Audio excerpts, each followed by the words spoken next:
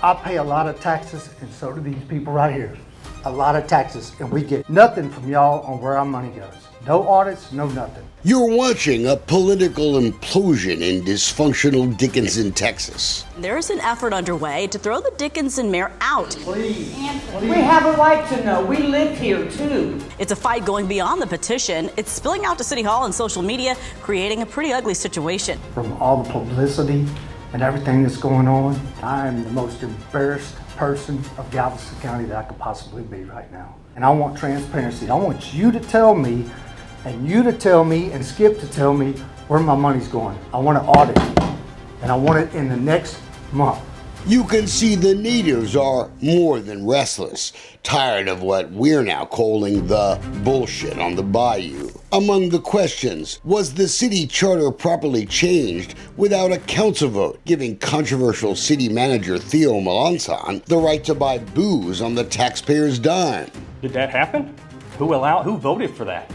That's what I'd like to know. We busted council member Jesse Brantley after city invoices showed he was listed as the project manager for a company raking in money on secretive city real estate deals. Other than it's probably a mistake. Really? A mistake that was made over and over again? Probably. If you're doing business with the city, you shouldn't be on any project as a manager. There's a lot of mad people. The city and the Economic Development Board in Dickinson have now simply refused to turn over key financial records, ignoring our demands. There are already hundreds of thousands of dollars paid to consultants with so far just empty fields to show for it. And we have not had a city audit since the mayor has been a mayor, and we have not had an audit since he's been hired on with his almost $300,000 a year salary that the citizens are paying. The mayor claims the lack of an audit is the fault of the auditors, but these emails tell a very different story. While there were audit problems before Skipworth and Melanson showed up, that's no excuse. A full year and a half after their administration began, auditors wrote this, quoting, "Basic accounting duties have not been performed. We've been unable to obtain audit evidence from the city in a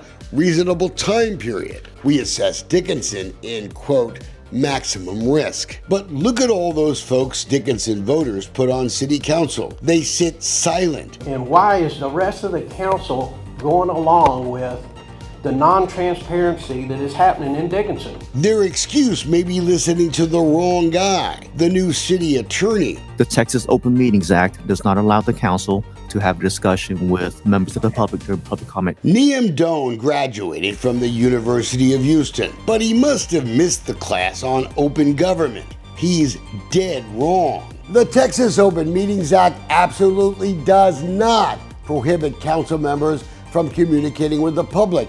It just keeps them from deliberating. If Neam doesn't know that, he should be fired.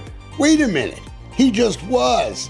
From another city, League City, so he should fit in just fine in Dickinson. And you know why he was hired? To help Sean Skipworth try to cancel the recall effort to throw him out of office. We just need some answers. The Galveston County tax assessor says there are way more than enough Dickinson residents who have signed a petition to hold a recall election of Mayor Skipworth. But the city secretary now says the petitions aren't valid. The complaints against the mayor aren't specific enough. And this, when you collected the signatures, you were supposed to put the total number of signers on the top of the page. The recall folks forgot to do that. Each page of the petition had to have an affidavit saying that each signer had an opportunity before they signed to read who was actually being recalled.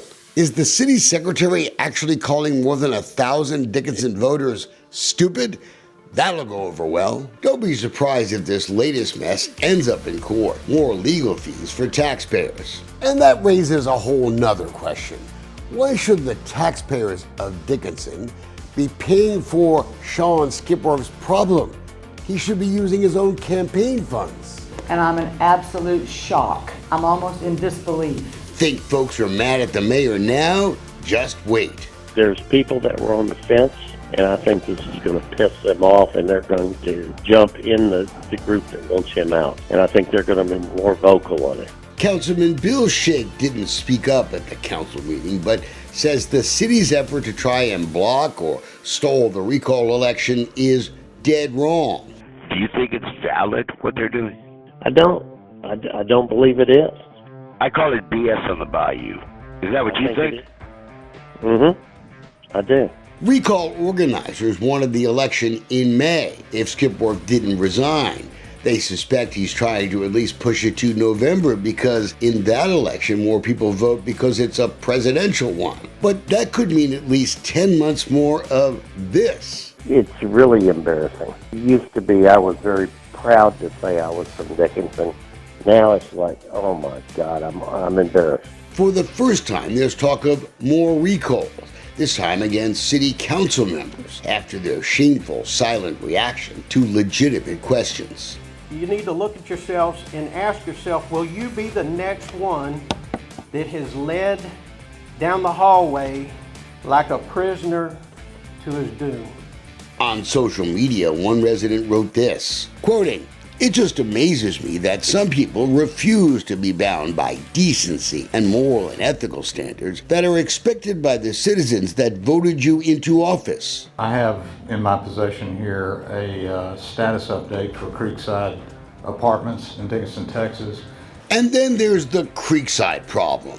200 residents were forced to leave the place right before Christmas in 2022. The complex was shut down, boarded up. There were legitimate problems at this old apartment complex, but we've been investigating the city's misrepresentation of the extent of the problems there, plotting to take over the land for years. The Calcan family offered to help redevelop the property when it was clear the place was going to be shut down. I feel like I've been done wrong. I had a $30 million property that is now worthless. I need answers. The sprawling property once worth $30 million is now all boarded up for 13 long months. It sparked threats of a possible lawsuit by the family that owns it. But when Creekside owners sent their required monthly status report to the Building Standards Commission this month, it exposed something else. The mayor has been holding private meetings with the Calcan family, even though council never authorized him to do it.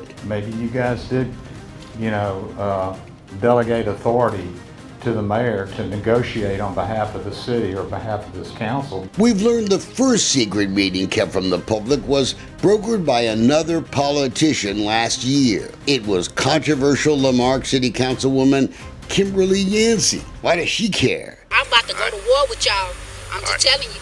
I'm about to go to war with y'all. Recent body camera video showed her threatening cops in her town when her son was busted for DWI. I used to work for the government. I know how this rolls. Remember we showed you the evidence that the plans to shut down Creekside likely began long before the inspections happened. We found that draft press release announcing the relocation of all residents and the closing of the complex, created a day before the first big inspection in May.